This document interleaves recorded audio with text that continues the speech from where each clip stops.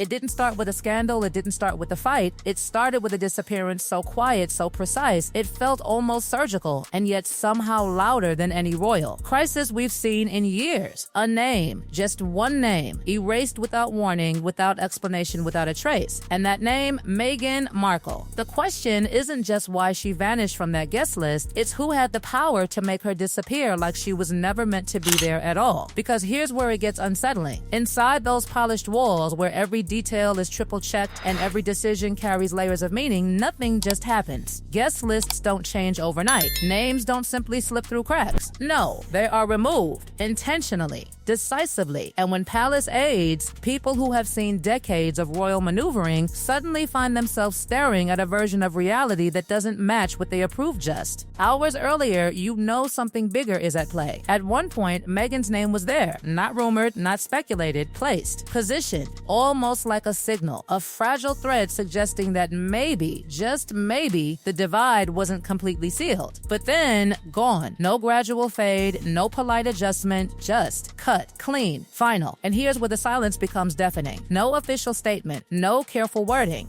No damage control, just instructions, cold, direct, unmistakable. The list stands. No revisions, no discussion. It's done. So let's ask the question everyone inside those walls was too careful to say out loud who made that call. Because insiders didn't look toward a committee. They didn't whisper about confusion. Their attention moved in one direction, sharp, immediate, almost instinctive, toward a single figure whose influence hasn't just been growing, it's been consolidating. Prince William. Not reacting, not debating, deciding. And suddenly, this isn't about a missing name anymore. It's about authority, control, power being exercised without needing to explain itself. Outside the palace, the reaction was strange, not explosive, not chaotic, quiet, too quiet. No immediate pushback from Meghan's side, no denial, no clarification, nothing. And in a world where every royal move is dissected within seconds, that silence doesn't feel accidental. It feels expected, like this moment didn't shock them, like they saw it coming. And when you rewind, when you really start connecting the dots, the pattern becomes impossible to ignore. This didn't begin here. This wasn't sudden. It's been building, slowly, methodically. Every appearance adjusted, every role subtly reduced, every invitation increasingly selective. At first, it looked like distance. Then it started to feel like a strategy. Now, it looks like a structure. Because in royal protocol, a guest list isn't just a list. It's a map, a coded message of who belongs and who doesn't anymore. Every name is a statement. Every absence, even louder. And this event was supposed to be something else entirely. A symbol of unity. A carefully staged moment designed to reassure the world that the monarchy still stands strong, especially as King Charles III faces mounting health concerns that cast shadows no one wants to talk about too loudly. This was meant to show stability. Instead, it exposed a fracture. Because imagine the optics. Meghan attending would have suggested something fragile but powerful. A thread of connection still alive. Not healed, not perfect, but present. In times of uncertainty, even the illusion of unity carries weight. But removing her, that doesn't just change the guest list, it rewrites the narrative. Now it's no longer about reconciliation. It's about boundaries. Lines drawn not with speeches, not with confrontations, but with absence. And here's the part that should make you pause. This wasn't messy. This wasn't emotional. It was precise, controlled, almost clinical, which raises a deeper, more unsettling question. Was this decision personal or institutional? Because when something this calculated happens, it rarely stands alone. Think about the history, the interviews, the memoirs, the moments where private conversations became public narratives. Each revelation didn't just create headlines, it shifted trust. And in a system built on discretion, once trust fractures, everything changes. Suddenly, access becomes restricted. Appearances become calculated. And inclusion, that becomes conditional. What once looked like family tension has transformed into something far more structured. Not emotional distance, institutional separation. The monarchy adjusting itself, redefining its boundaries, quietly deciding who fits within its future and who doesn't. And at the center of that transformation stands William, not reacting to chaos, but shaping the outcome. decisive, controlled, unapologetically clear. And Meghan, whether fairly or not, she's no longer just part of the story, she's positioned as a catalyst within it, a symbol of change for some, disruption for others. But inside those palace walls, symbolism doesn't drive decisions, consequences do. And those consequences have now taken visible form. Because what we just witnessed wasn't a small administrative edit, it was a signal, a line drawn, a message delivered without a single word spoken. And the most unsettling part, no one rushed to correct it. No one tried to soften it. No one denied it. They let it stand, which means it was meant to be seen. And if this is what they're willing to show, what's still being hidden? And here's where it gets even more chilling, because once you realize that wasn't an isolated move, everything starts to rearrange itself into a pattern that feels far too deliberate to ignore. This wasn't the first time the line shifted, it was just the first time it became impossible to pretend it hadn't. Because long before that guest list quietly changed, something deeper had already hardened behind palace doors. What looked like distance between Prince William and Prince Harry wasn't just personal space anymore, it had evolved into something structured, something reinforced, something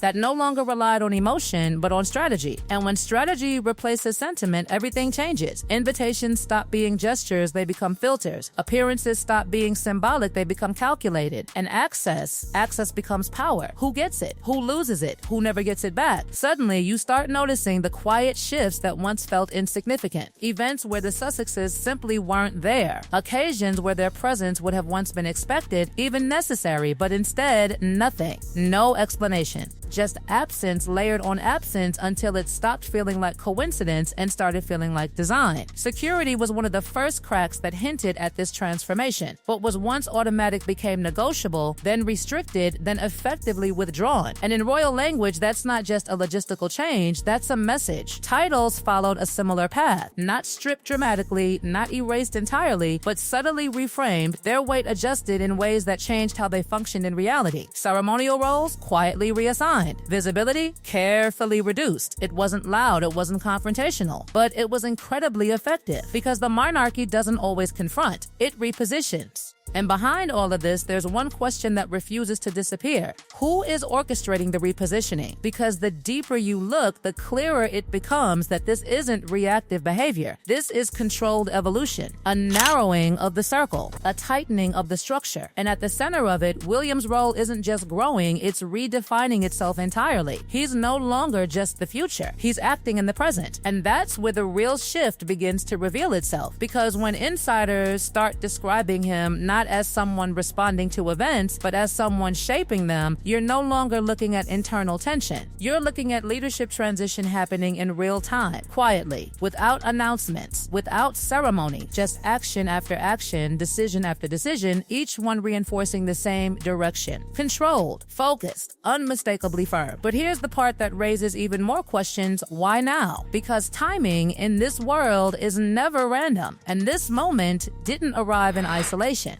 It arrived at a point where the monarchy is under pressure from every angle. The ongoing health concerns surrounding King Charles III have introduced a layer of uncertainty that no institution built on continuity can comfortably ignore. Public scrutiny has intensified, expectations have shifted, and the demand for clarity, for stability, has become louder than ever. And clarity doesn't allow ambiguity. So what do you do when ambiguity becomes a risk? You eliminate it. You define roles. You draw lines. You decide once and for all who is inside and who exists outside that structure. And that's exactly what those internal discussions reportedly focused on. Not drama, not emotion, stability. And something even more revealing, clarity. Clarity in representation, clarity in hierarchy, clarity in identity within the institution itself. Because when the future feels uncertain, control becomes everything. And control is exactly what this decision reflects. It wasn't rushed, it wasn't impulsive, it was deliberate, supported, aligned, with influence not just from William, but from those closest to him, including Catherine, Princess of Wales, whose presence in these internal dynamics, though rarely visible, carries undeniable weight. This isn't about one voice making a call. It's about a shared vision taking form, a vision of a monarchy that is smaller, tighter, more defined, and far less tolerant of blurred boundaries. Which brings us back to Meghan, because within that vision, her position isn't unclear anymore. It's defined by absence. Absence from events.